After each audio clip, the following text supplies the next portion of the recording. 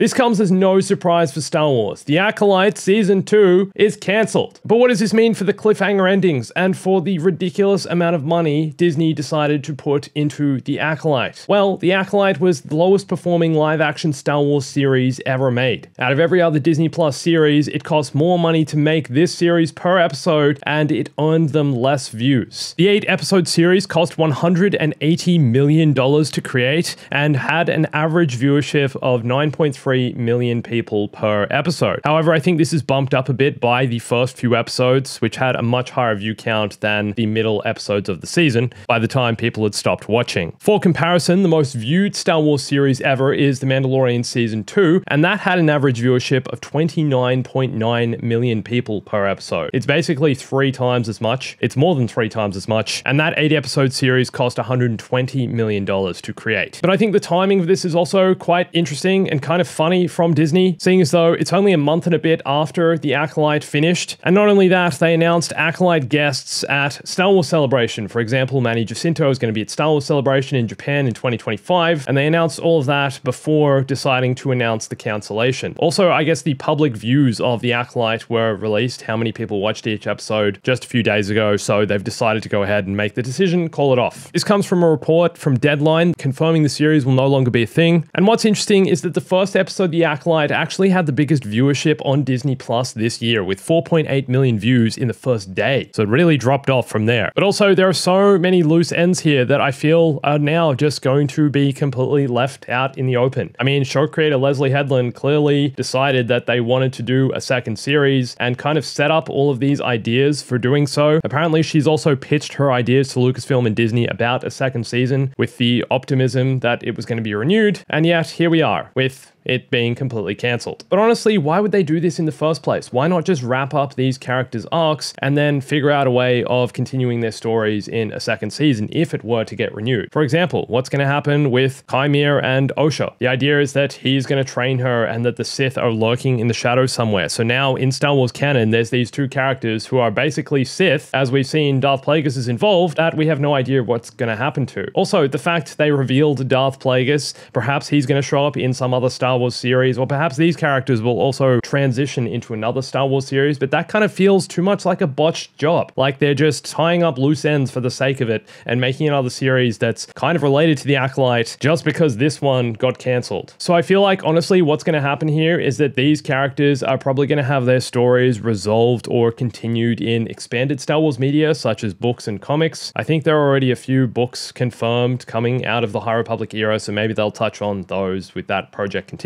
But how do you feel about this cancellation? Are you happy? Do you care? Do you wish there was a second season in The Acolyte? Do you wish they'd kind of tied things up in season 1? I guess this at least means that whatever budget and resources would have been used for a season 2 will perhaps instead be shifted to a different Star Wars project, and one that might have a more widespread appeal. I do, however, find it extremely interesting that Obi-Wan Kenobi, which was extremely well viewed and had a huge viewership, didn't get a season 2. And the same goes for Book of Boba Fett. Both those series outperformed The Acolyte by quite a way, and yet neither of them have been given a season 2 either. So in some ways, it looks like Disney are moving more towards releasing more films instead, with the 4 announced films coming out in the next 5-6 years. And who knows, maybe we'll get a Darth Plagueis series. I mean, stranger things have happened. Somehow Palpatine returned.